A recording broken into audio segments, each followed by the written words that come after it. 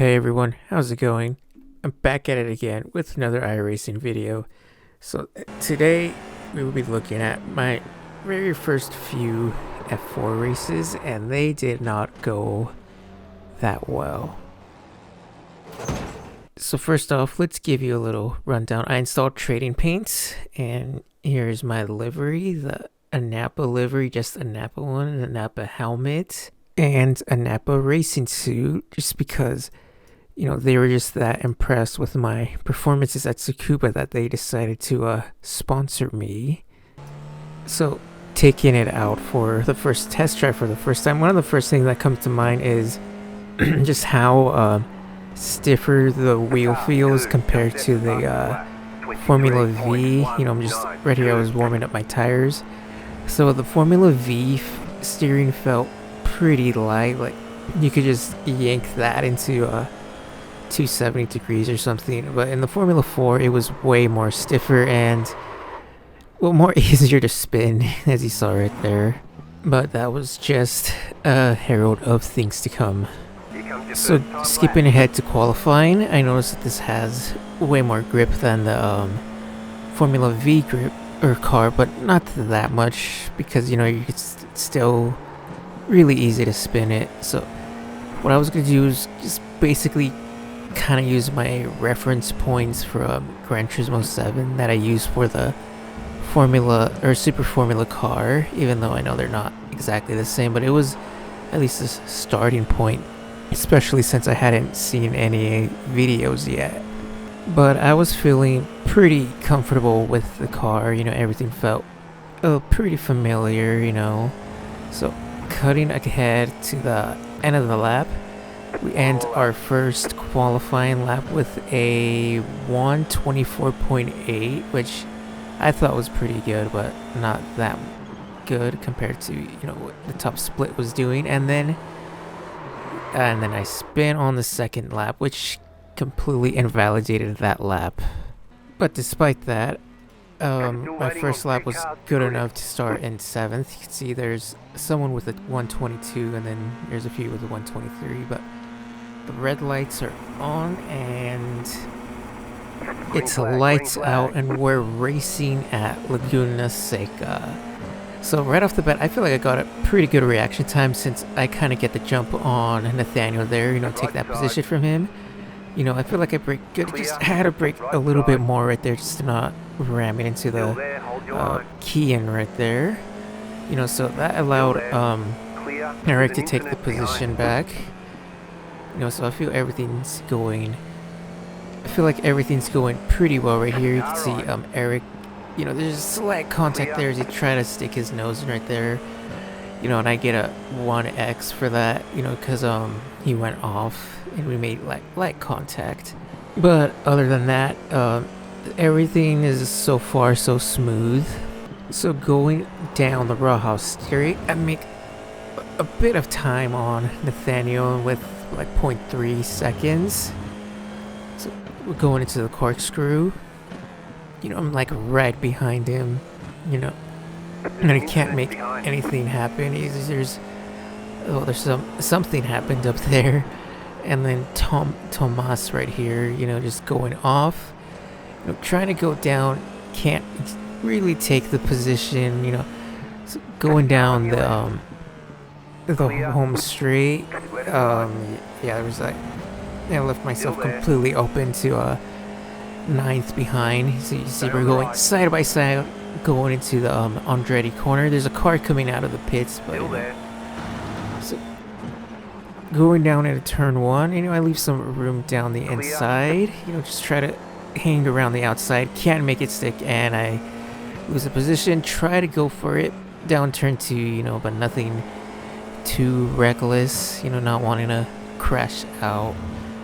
So right now I think we're in 8th position. The relative doesn't really tell you much, you just kind of have to figure it out on your own.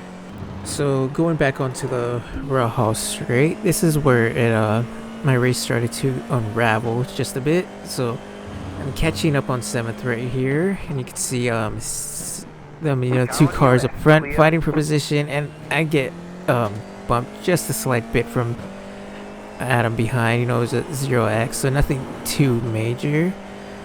So going down a rainy curve, you know, I just take a bit too much speed, you know, go on the dirt a little bit, and then on the home straight, that's a spin. I have no idea how that happened. That's just a characteristic of the F4 that I came to find out pretty quickly. You know, and a result of that, I get some wheel damage and have to come to the pit for repairs, which was something I didn't agree with because the car still felt very drivable. As you're about to see right here, make a move on Brett, diving down the inside. You know, it's just, yeah, that's just kind of what I don't like about iRacing. Like, you just get the slightest nudge against the wall, you know, you get some light damage, and the next thing you know, you got a pit. So I'm in the pit lane, and after 5 seconds, we're out, and, you know, just losing a whole bunch of positions, losing time. You know, you can see first is about half a minute behind, you know, and then coming out, it looks like it's going to be a battle between me and 20th, but not exactly. So a lap later, I somehow managed to catch up to Nathan Smith right here, who's in a Baskin-Robbins Formula 1 car. Toddy manages to gain up, and it's kind of like a pack that we have right here, you know, just back markers, you know, and I pushed it a little bit too much, or maybe I was a little panicked, you know, just try to correct something that didn't need correcting, get on the dirt, and then lose this position, and then there goes Nathan off. So, you know, the only one who gained from that was Toddy. You know, I just stayed in the same position. And then going on the main straight, Adam's off, and, you know, I didn't manage to bin it this time, so going down to turn 1 and 2, we're side by side, like really side by side right there. You know, so, you know, he just backs out, and, well, that is that. Spun again, and just like that, I lost complete confidence in this car, and I felt like you couldn't really push with this car, because if you push, you know, you just carry just a little bit too much speed that the game, or like the F4 doesn't like, and then you're just spinning. And then it didn't help that at the corkscrew, I almost lose it in a lockup, and, well, you could see right there how to cut the corkscrew. And then at this point, I was mentally checked out, wasn't even paying attention to what I was doing, and I hit a traffic cone. And, well, I get wheel damage again, and, well, I have to pit, even though the car felt fine. So I was really mad. Like, I have no idea how mad I was. And even, it's like so far behind and nothing went right. You know, like 7 minutes for repairs, and there's only 6 minutes in the race. So, you know, at this point, I just decided to quit, because it just was, just end my suffering already. So, for the second race, I didn't even set a qualifying lap. You know, I just started, you know, just start from the back, see what happens. And you can see my Napa livery more clearly now in this race.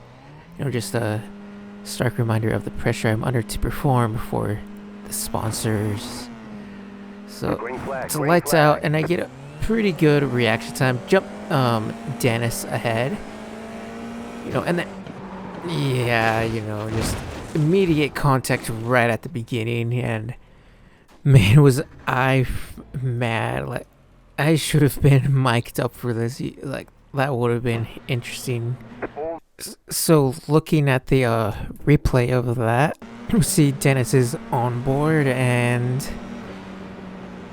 looks like, you know, here's another angle from his point of view this time. You know, I'm pretty sure he would have known I was there. But let's just say it was a racing incident. But don't worry, because it was about to get a lot worse. You know, I was pretty mad. You know, you see the relative just red all around because I'm pretty sure I was a lap or two down with no chance of recovery. And to make it worse, right here, you know, I just go a little too deep, and I got really frustrated at this point. Just decided to spin the car out, you know, didn't take anyone out with me. And well, you know, I was done with the F4, so, you know, just, yeah, pretty violent crash. At this point, I was just like, good, whatever, I don't even care, because, you know, it's just pretty miserable.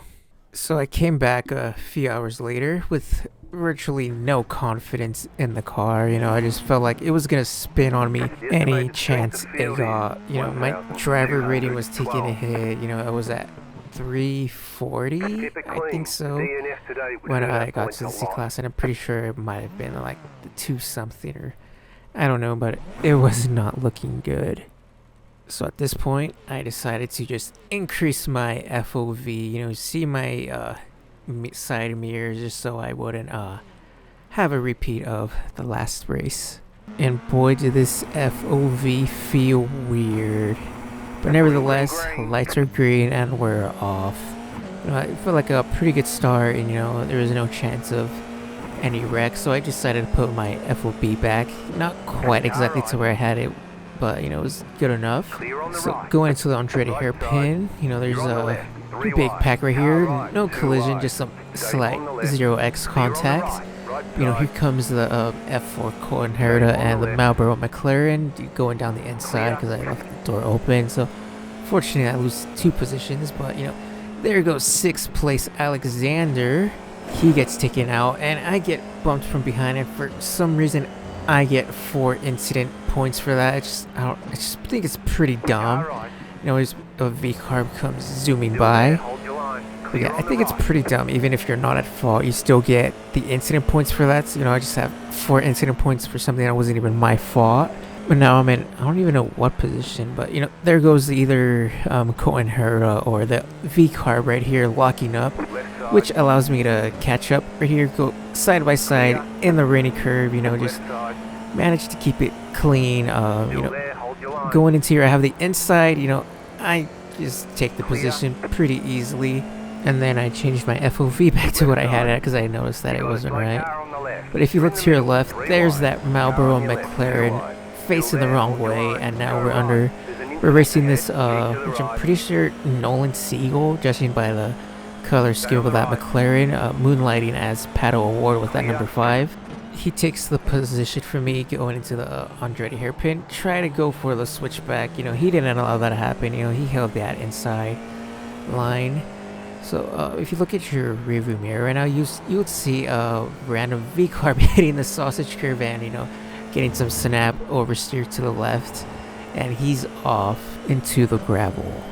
So going onto the Raha straight, I just take a little bit too much speed, you know, go on the gravel just a bit, but managed to keep the car steady, and I was all for nothing because I got hit by Vlad again.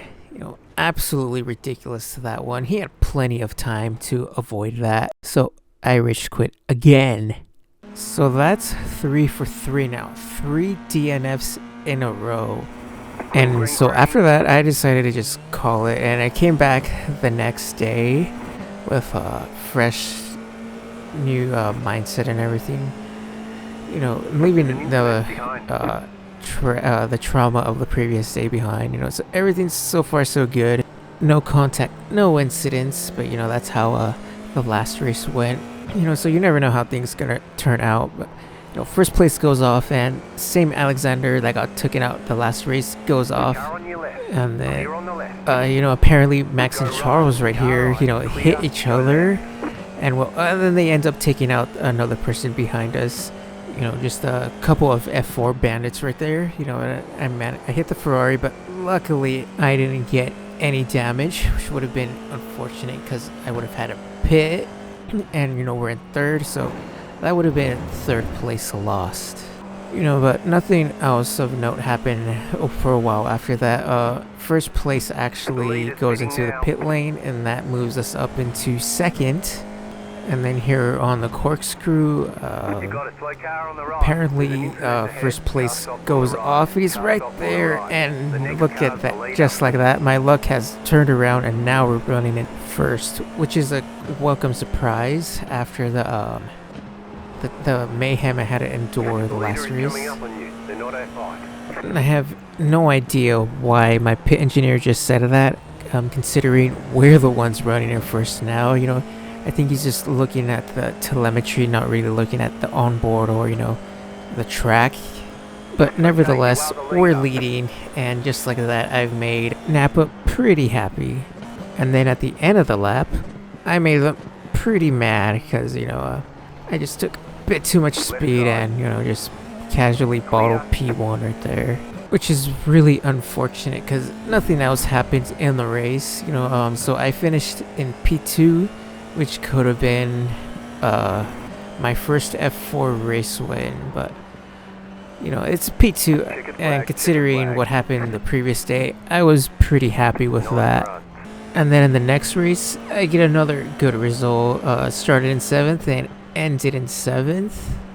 And look how bad my safety rating is, a 2.34. Or 2.32 now, since in this race apparently I lost 2 points. Well, that wouldn't matter since in the next race I finished 5th from 8th position. And then the next race I finished in 2nd, mostly because, you know, people kept going off, but 2nd nonetheless. So now we're on our last race for the day. Get the jump on a person in front right here. You know, I'm behind a, you know, I don't know who's who. I think this is Garrett in the black car, and Gustavo's the one right next to me. You know, so there you go, side by side, and you know, we all kind of just bunch up right here. You know, just somehow miraculously, there's no first turn chaos, no collisions, no contact or whatever. Then on lap 5, was that Baldur's Gate 3 right there going off, you know, nearly taking out a car behind us trying on the rejoin, and I think we're in 6th. I have no idea what position we're in. Like I said, it's kind of a guessing game, what position you're in most of the time, but I think it's safe to say probably in 6th or at least 5th. But the cars in front end up pitting, and I somehow end up in 3rd. And then at the next lap, I'm under threat by David Mena right here. And, you know, I just go a little too deep, and he's able to go down the inside right there. And then on lap 14, was that? There he is again, David Mena. Going off. He was in the shadow realm, obviously. We couldn't see him, but he was there. But now I'm under threat by Andrew Munch in the R25 right here. You know, keep the inside, you know, don't spin, you know, just keep it stable. You know, keep him behind just for a little longer. You know, we're in P3 right now. This is a podium. This will be our 2nd consecutive podium if we're able to keep the position. Look at the rearview mirror. He somehow loses it, and for sure now this is an easy podium. You know, I have no idea what happened there. I think he might have hit the sausage curve, and well, he took himself and the car behind him out.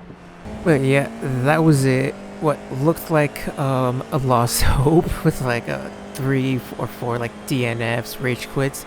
We perform a major comeback to take consecutive podiums, and like 3 podiums in a single day, which is pretty good. You know, miracles really do happen. So yeah, I think we'll end on a high right here, because over the next few weeks, keep to the left, clear on the right. Hold your line. Still there, clear on the left. Got a slow car on the left. Go right, clear on the right. So yeah, some pretty shameful clips right there. And also, it's partially the reason why there hasn't been any videos recently. But yeah, we'll end it there. after those mishaps, things definitely got better, as we'll see in the next video. I'll try to pump out some more videos more often and now, but until next time, I'll see you guys.